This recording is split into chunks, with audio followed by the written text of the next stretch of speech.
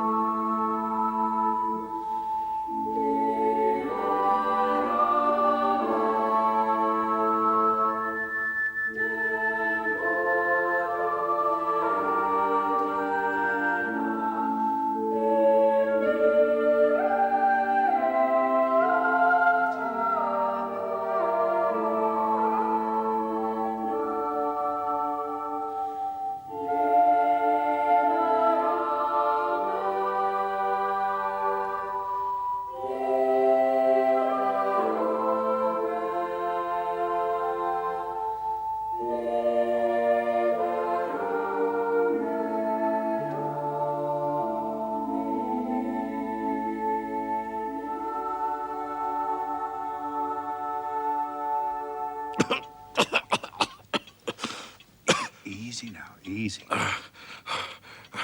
I must apologize. I have been a little overwrought. I am a doctor, sir, and I must insist that you relax yourself and say nothing until you have eaten. Thank you. If I might have a biscuit and a glass of milk, I have no doubt I should soon be better. Mrs. Hudson is preparing something at this moment. Please forgive this weakness. I really must... Mr. Holmes. At your service. Master of Arts. Doctor of Philosophy. Principal of the Priory School. It is not every day, Dr. Huxtable, that so distinguished a castaway as yourself is beached upon my hearthrug.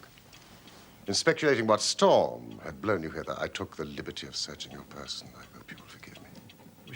Yes, of course. Please, sit down. Your watch, unblemished for at least 30 years, suddenly, this morning, scratched. When you thrust those coins unthinkingly into your waistcoat pocket, the stern habit of a lifetime trampled underfoot.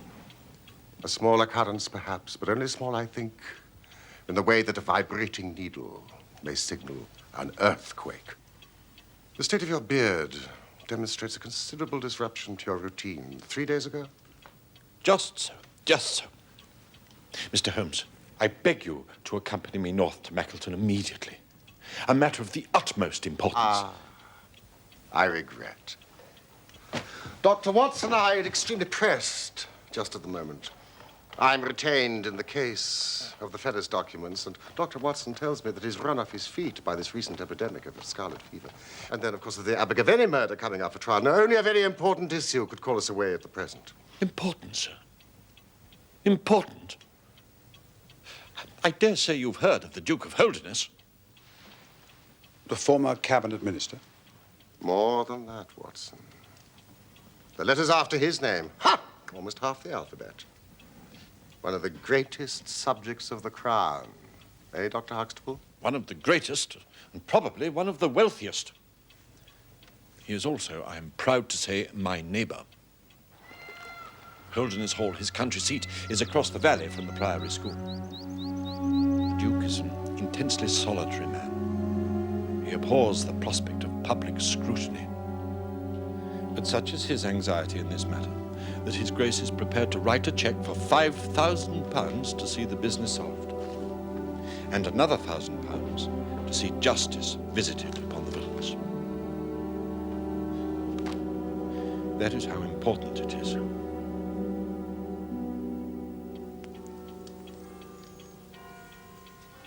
The princely offer, Dr. Huxtable.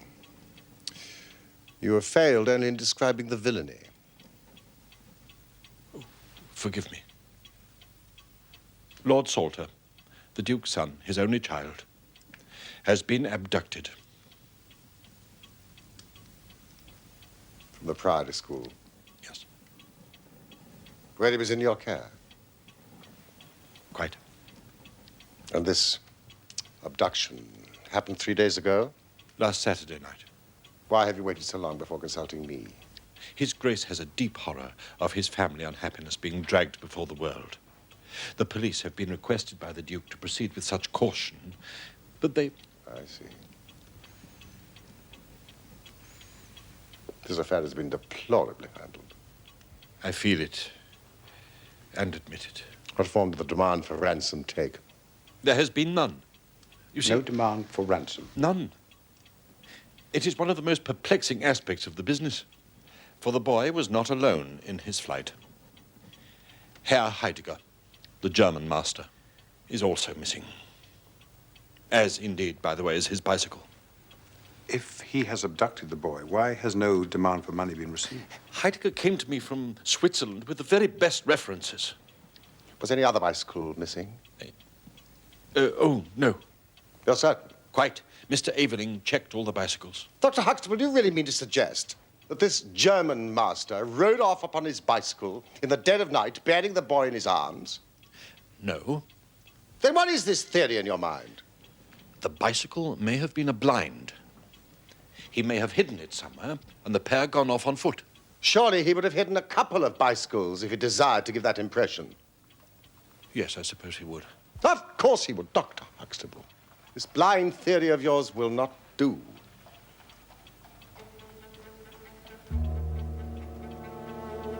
However, it is an admirable starting point for an investigation. Watson, would you send for a cab immediately? Now, Holmes. Sat. And pack! We have just enough time to catch the overnight train from St. Pancras. Dr. Huxtable, I should do a little work at your doors.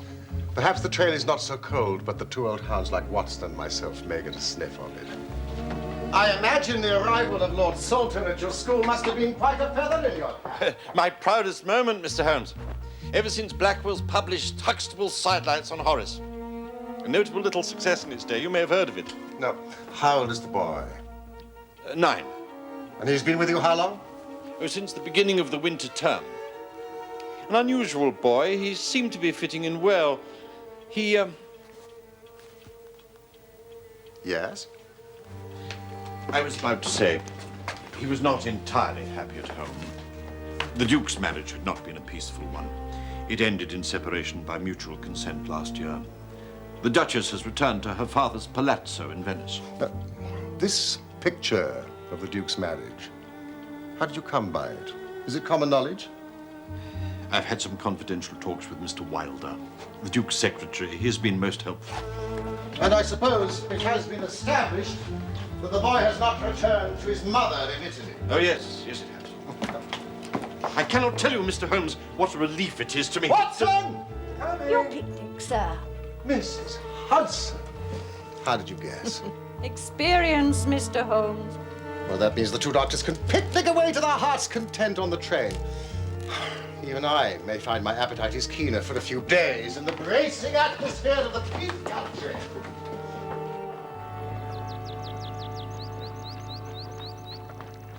I think I will do myself no injustice when I say that the Priory School is the most select preparatory school in England. Lord Leverstoke, the Earl of Blackwater, Sir Cathcart Soames, they've all entrusted their sons to me. You can't see Holderness Hall from here, but there's a very fine view from the chapel tower. Servete discipuli. I will begin with the boy's room.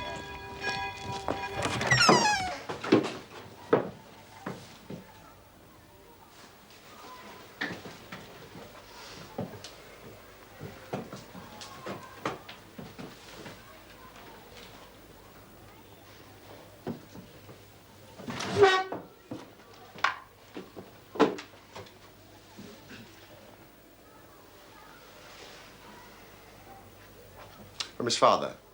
It arrived on the morning of his disappearance. Had you received one from Italy? Not recently. Where is the letter now? It cannot be found. It must have been on the boy's person when he was abducted. Who sleeps in the adjoining room? Shall we, to just keep your name? Now, you're the sort of chap, I dare say, who'd sleep through a thunderstorm. I don't think you would, sir. Really?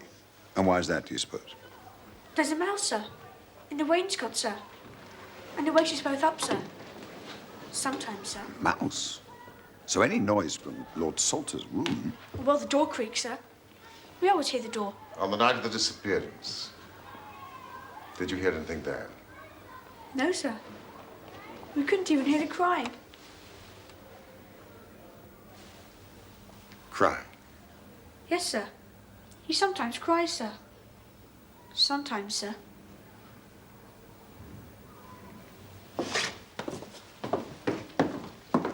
Thank you, boys.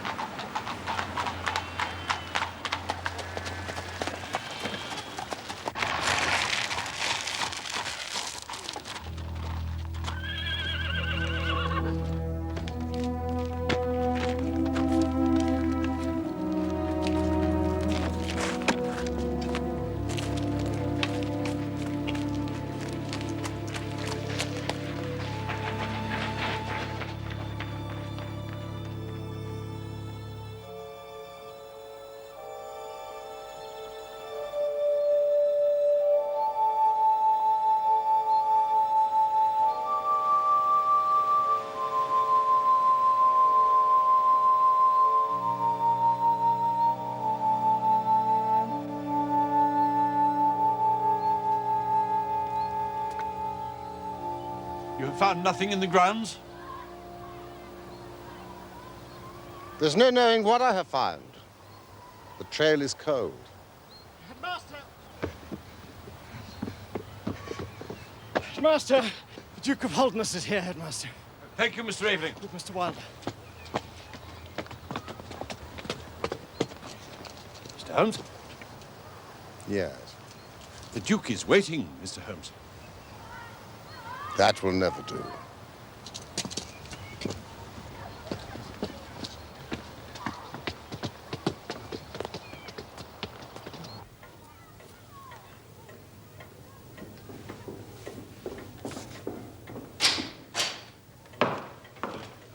Grace? Mr. Wilder? I called yesterday, Dr. Huxtable, but I was too late to prevent your starting for London.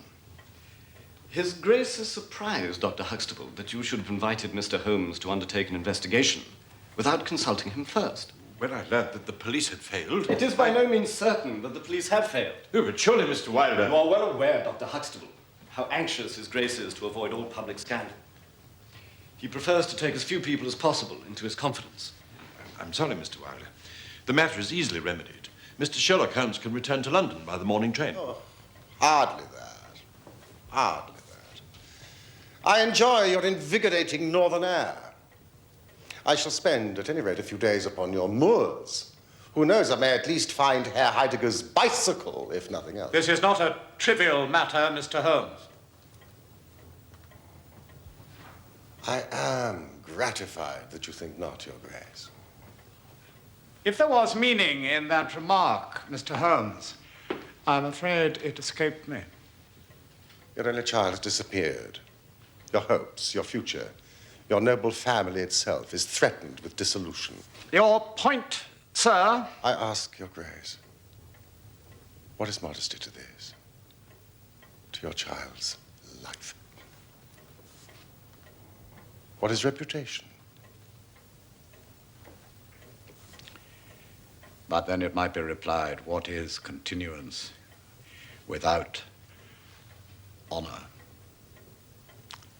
However, I believe you are largely in the right, Mr. Holmes. If you refer to the constraints I have placed upon the activities of the police, then perhaps I have imposed too much. I have a morbid fear of the public gaze. It would be foolish not to avail ourselves of Mr. Holmes's services, James, now that he is here. Mr. Holmes. Your Grace. Perhaps you would like to come and stay with us at Holderness Hall. I thank Your Grace, but I think for the purposes of my investigation, it would be wiser for me to remain here at the scene of the mystery. As you wish. Mr. Wilder or myself will be available to provide you with any assistance that you might require. Might I ask whether you have formed any explanation as to the mysterious disappearance of your son? No, sir, I have not.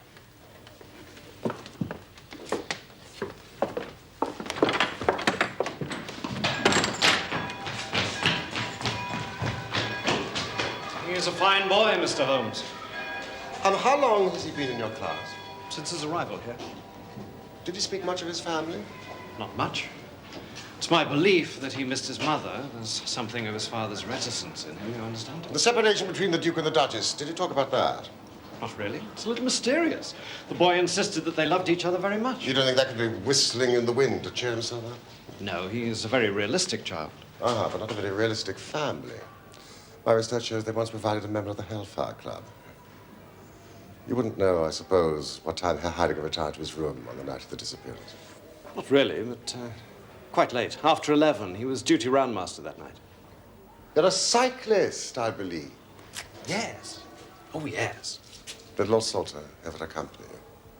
No, he is not yet able to retain his balance. You wouldn't, I suppose, happen to know the make of tires on Herr Heidegger's bicycle? Certainly. A lovely bicycle, by the way, made in Bremen. The tires were Palmer. You know, the ones with longitudinal tread. I know them well. Thank you. Doubly helpful. Pleasure, Mr. Holmes.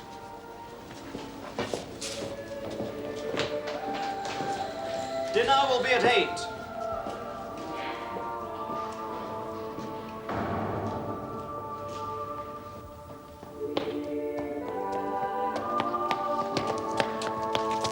I beg your pardon? Holmes? This case grows upon me, Watson. There are decidedly points of interest in connection with it. Here, look at this map. There are certain geographical features which may have a good deal to do with our investigation. This dark square is the Priory School. This, the main road, with no side turning for a mile either way. To the north of the school, the land rises slowly. To the south, a large district of arable land with high walls and hedgerows. Impossible territory for a bicycle. What did you discover at Oakbourne? Well, the police had reports from all over the place on a man and a boy seen together. They completed their investigation on the sightings only this morning. With what result? Useless. None bore the slightest resemblance to the boy or the German master. Excellent. This mass of mistaken sightings, Watson, it confirms my suspicion.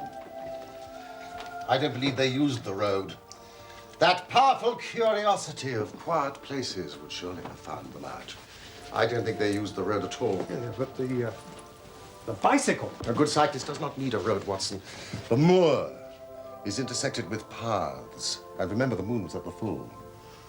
No, it is to the north that our quest must lie. You have done well, Watson.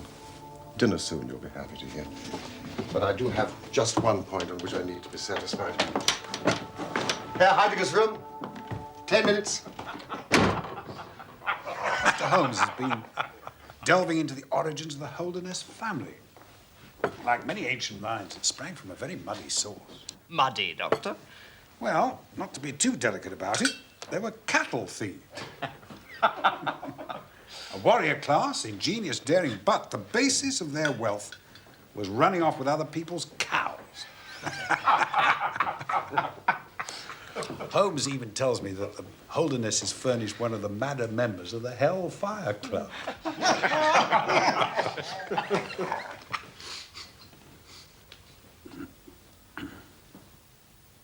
What is the matter, Dr. Huxtable?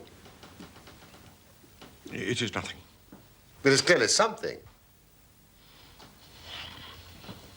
I expect too much, I'm sure. It is a fault, I'm sure. Tell us your expectations. I do not expect miracles.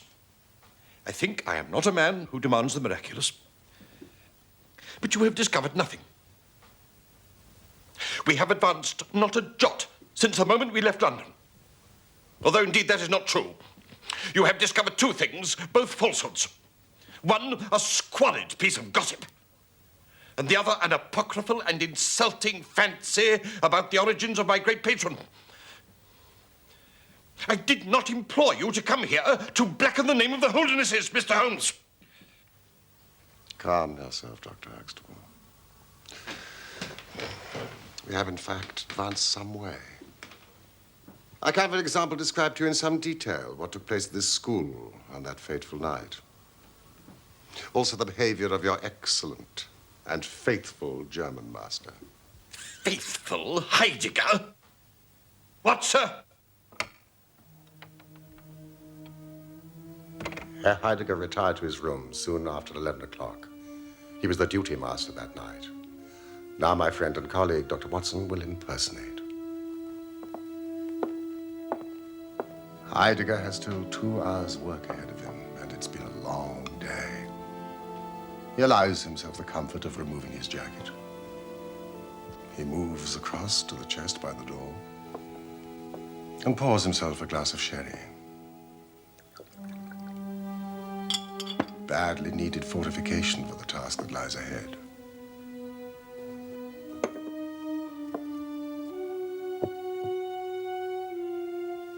He collects the candle and moves to his desk to correct 22 exercise books, which contain not only grammatical exercises, but also a lengthy composition. You see my point, Dr. Huxtable. It would have been well after midnight if he had done nothing else. When his candle fails him. The candles are kept in the chest by the door. He rises from the desk to fetch another one, but he cannot see to find them. So he turns to the window to draw the curtains to see better by the moonlight. Across the rooftops in the gate tower, the boy has been waiting for darkness, knowing that his flight must not be observed. Herr Heidegger watches as the boy hurries across the leads to keep his prearranged meeting by the river. Sensing the enormity of what was taking place, Heidegger runs to the door, knocking over what remains of his glass of sherry as he goes. I see. Thank you. It seems I misjudged him. The wisdom of his choice to pursue the boy is questionable. I believe his fate may be sealed. You alarm me, Mr. Holmes. Do you mean? I hope not, but if my reasoning is correct, then I do fear for him. And the boy? The key to that, Dr. Huxtable, remains out there.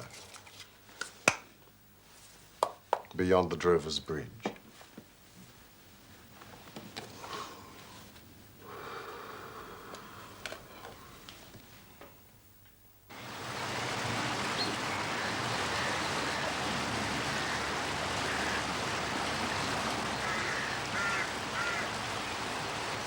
Poor beast. Carrion crows. They've earned their name. So we're assuming the boy was taken away on horseback, are we not? Certainly. Otherwise, Heidegger would not have needed a bicycle to pursue them. But the only tracks we found are cattle hoofs. Holmes? Holmes? A track, Watson! A track!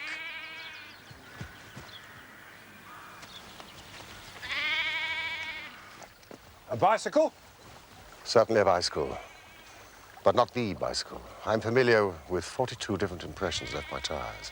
This is a Dunlop with a patch upon the outer cover.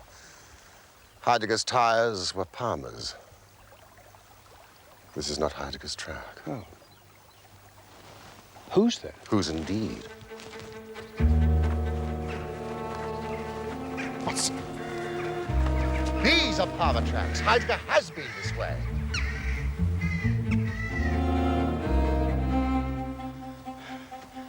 Absolutely extraordinary. Dunlop tracks for 150 yards. They vanish. And Palmer tracks quite clear, leading to these rocks. They vanish too. Not a sign of a horse anywhere. Watson, you have a blazing talent for observing the obvious. Should have bought some luncheon. Anyway, what was Herr Heidegger cycling after? Cows? Presumably they didn't abduct the child on the back of a cow.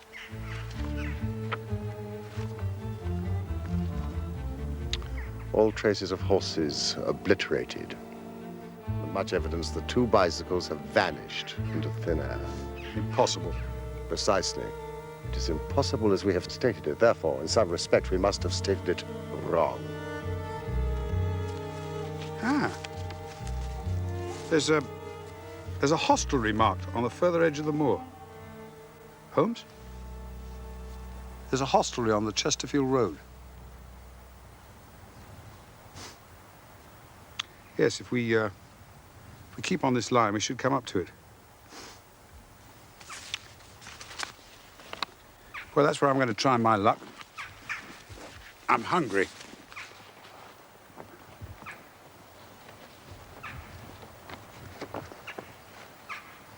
Holmes. Lunch! Of course, my dear fellow, you must be starving. Now, observe that map. You will see that there is a hostelry about 3 miles in this direction. We'll need some food if we're going to face the Duke of Holderness later.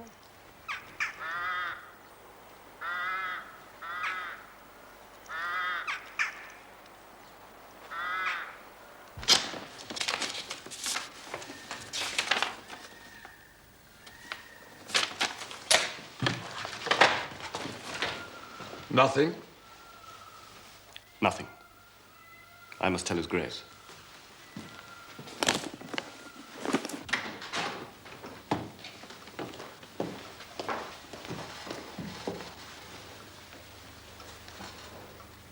Nothing? Nothing. I'm sorry.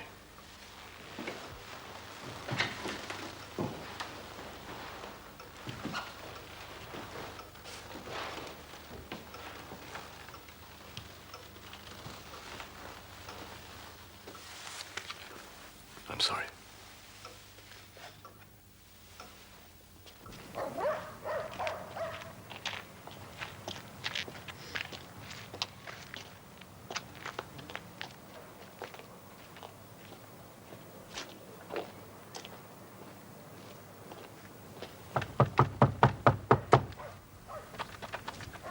It's locked.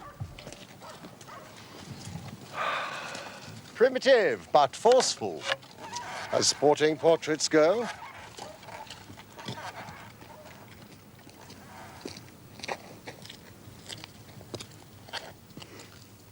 Mr. Reuben Hayes? How do you know my name? It's printed over the door. We were looking for some refreshment Were you? and would be obliged if you could furnish it. Would you? We would. You best ask woman.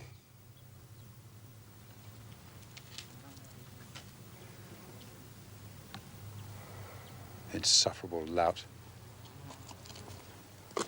If we're going all the way to Holderness Hall this afternoon, let us try to hire those unprepossessing beasts. What do you say?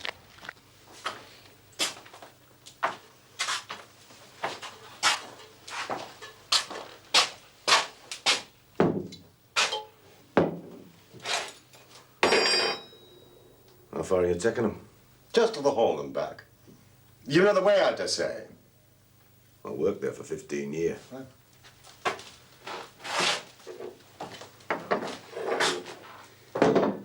Yeah, you can take them. My word, Mr. Hayes, you have injured yourself. It's now. I am a doctor, sir, and I assure you it is. You should have it attended. How did you come by it? One of my dogs did it. Those scratches. What about them? Well, to judge at a glance, they were that far apart. What animal would make such a scratch? Probably a descendant of Champion Jack. Cockfighting is forbidden by law and has been for 50 years. Many things are forbidden by law. What law is there in such places as these? Ah, excellent, Mrs. Beckis. Thank you. What have you cooked for me? White pudding, swedes, and nips.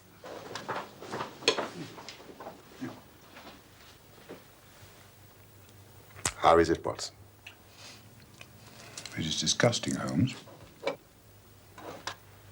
That woman. She's frightened of something. And more than that husband of hers. Deception upon deception. What is it intended to hide? Deception?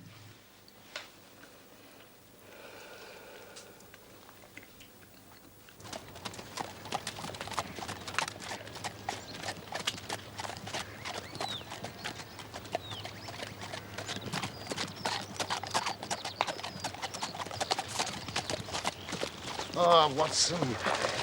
My horse is lame.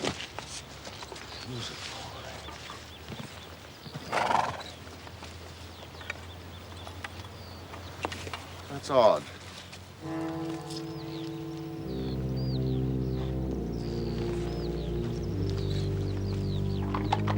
Old shoes, new nails.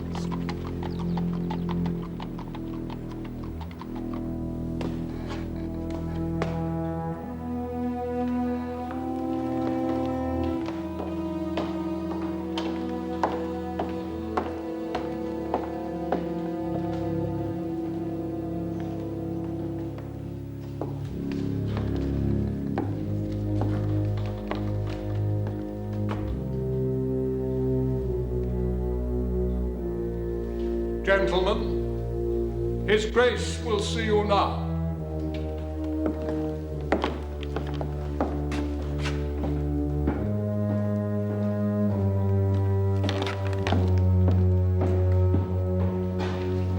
Ah, Mr. Wilder. Mr. Holmes, Dr. Watson, welcome to Holderness Hall. His Grace will be joining us shortly. We are placing high hopes on your skills, Mr. Holmes. Do you bring news? There is just one point on which I need to be satisfied. Yes, Mr. Holmes. It concerns the Duke's private correspondence. As His Grace's private secretary, perhaps I can be of some assistance. I believe His Grace wrote to his son upon the day this incident occurred. No, I believe he wrote on the day before. Yes, but he would have received it upon that day. Yes, quite probably. Might there have been anything in that letter which would have prompted the boy to run away? Oh, I hardly think so. Anyway, he would have run here, if anywhere. Or to his mother in Italy? No, sir. Lord Salter would realize the impossibility of achieving such a goal, even if abetted by this German. He is an intelligent and practical child. And yet he cries in his sleep. Did His Grace post the letter himself? His Grace is not in the habit of posting letters. The letter was laid with others upon the study table, and I myself put them there. The only other person who would handle them would be Rivers, who delivers the Daily Post to the lodge. And you're sure this letter was among them? Oh, yes. I observed it. And what have you observed, Mr. Holmes? How does your investigation progress? Are you to disappoint me? I hope still to render your Grace a happier and myself a richer man. But what have you discovered? It is mostly a matter of clarification. My belief is that the boy was tempted out of the school by a prearrangement, and I suspect that his mother may have been the bait. The German master observed his departure and set off in pursuit. We tracked the passage of his bicycle across the moors with much difficulty. It is almost as if the tracks were deliberately expunged by someone. Mr. Holmes? Someone driving cattle. You don't happen to know if the cattle on the moor. What about them? I hope you have seen none. We cannot winter cattle outside in our upland climate. They will not be out of the yard for, at least another 2 weeks. I have been as blind as a beetle. I thank your grace. Old shoes and new nails! Old shoes and new nails! Oh, there's something you should see. It is a remarkable car that trots, canters, and gallops! Did you see those horseshoes? I saw them! The marauding parents of Holderness shod their horses with cloven horseshoes. 'Twas in detection! Reuben Hayes took advantage of a piece of local history.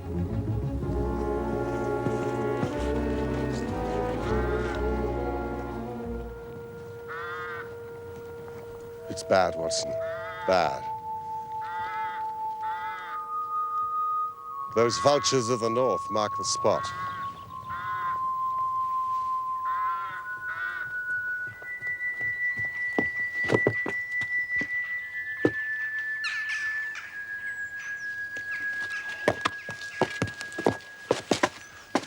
German master.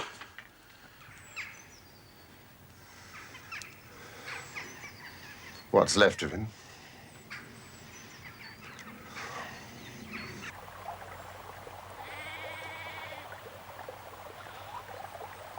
Hello!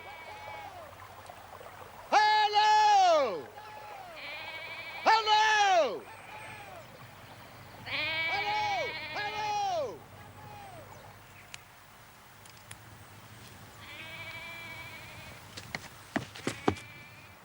Skin and blood.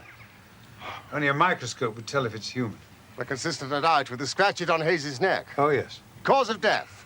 Strangulation. The larynx is quite crushed. That shepherd can be our messenger to the Priory School with the news of this tragedy.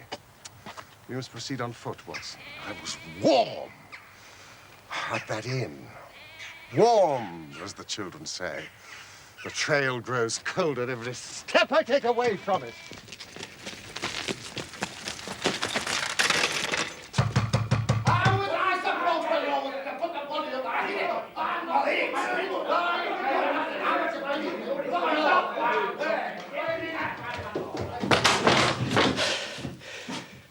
It's all over now, Arthur.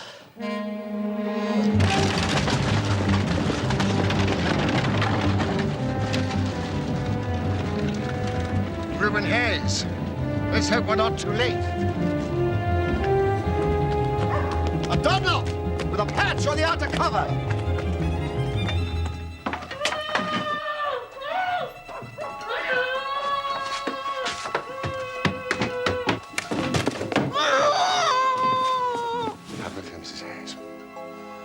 I'm satisfied that you had no liking for this business and that you acted under coercion. Someone came for the boy. The Duke's secretary, Mr. Wilder.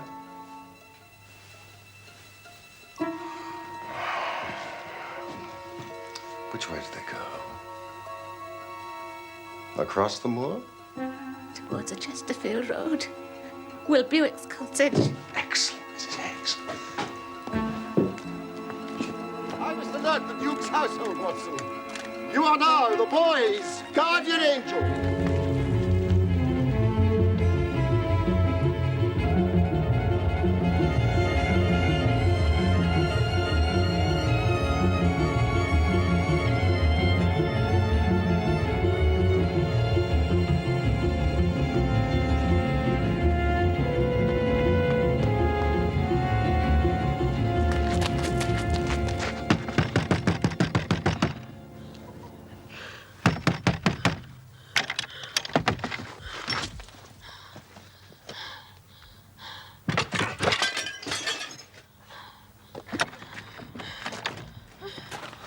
Come on.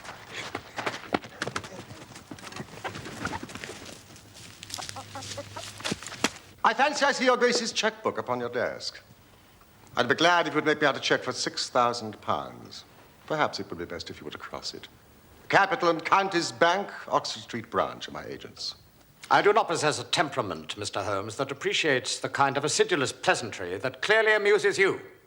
I am sorry, but I do not see how James, Mr. Wilder, could possibly be implicated in this business, and you have urged no proof of it. But I possess the proofs. It is beyond debate. The mud is scarcely dry upon the cloven horseshoes in your casements. Why do you doubt my word? You seem to suffer from a blindness to your own interests, which borders on madness. Your Grace, those portraits in the hall of you and your father as young men, there your family lineaments are very clear. How long has Mr. Wilder been in your service? What is your meaning? How dare you, sir? You do not understand. You are a barbarian. You will never. Please leave me immediately.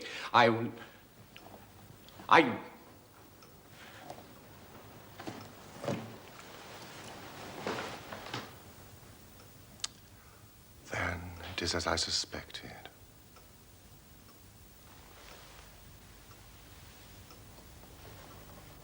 Mr. James Wilder is your son.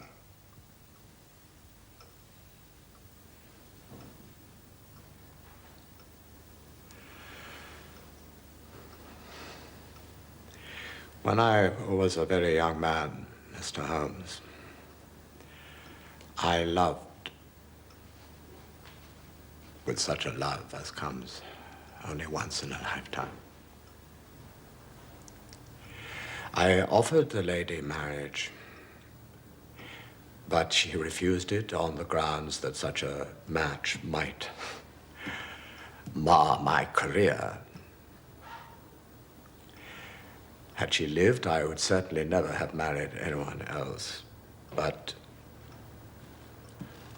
she died and left this one child, James, whom for her sake I have tended and cared for. I could not acknowledge paternity to the world, but in all other ways, I have treated him like my son. He has required, but not warranted, a father's forgiveness many times. And I have forgiven. I have forgiven. I have forgiven much. Your Grace, you have done all you can for Mr. Wilder. You must realize that he is lost to you. He's conspired to abduct Lord Salter. He's an accessory to a murder, however unwittingly. He must be found before he's tempted to a crime even more terrible. He must be found before you lose the son that is left to you.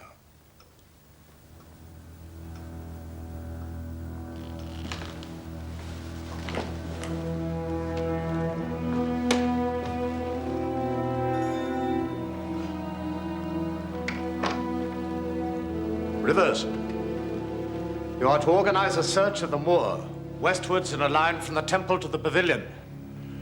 You are to employ the entire staff without exception. You are looking for my son, Lord Salter. If you find Mr. Wilder, please see that he is detained and brought to me.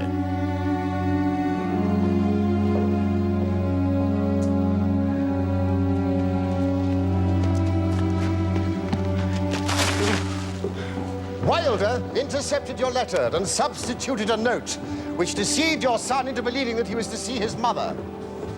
The murderess Hayes was his paid accomplice, but the police have been alerted. Hayes will not escape.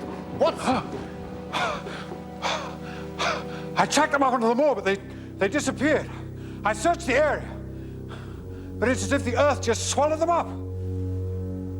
With my research into your family history, I seem to recall mention of a huge limestone cavern where the stolen cattle were penned.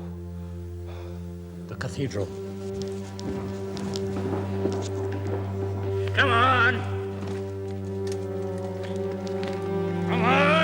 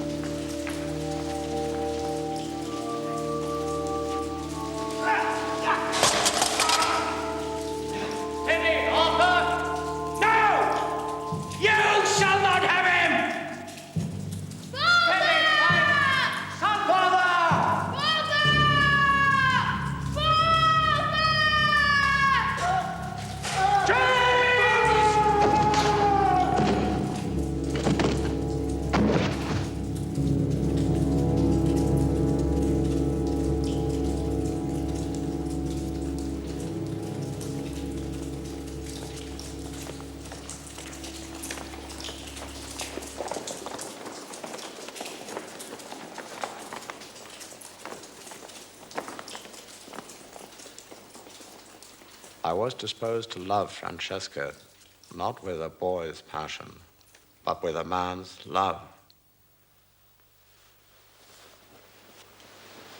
My marriage to her founded on James's jealousy.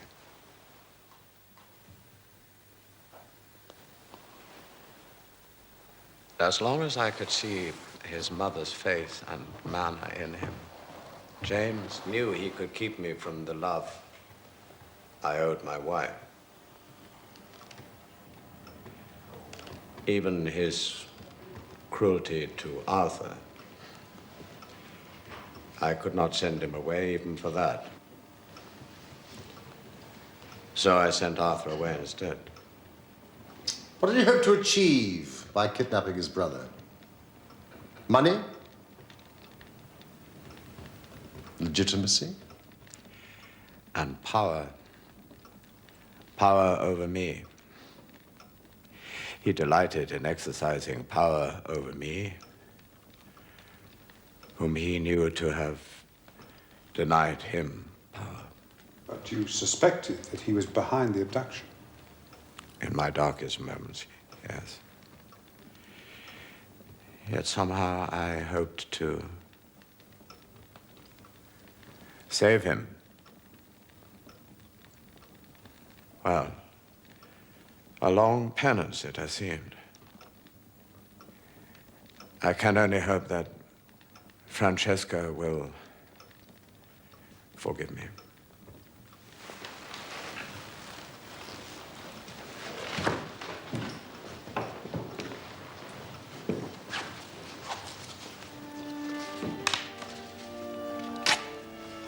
Thank you, Mr. Holmes.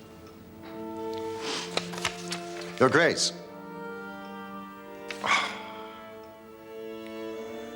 This is the king's ransom. You have given me back my future.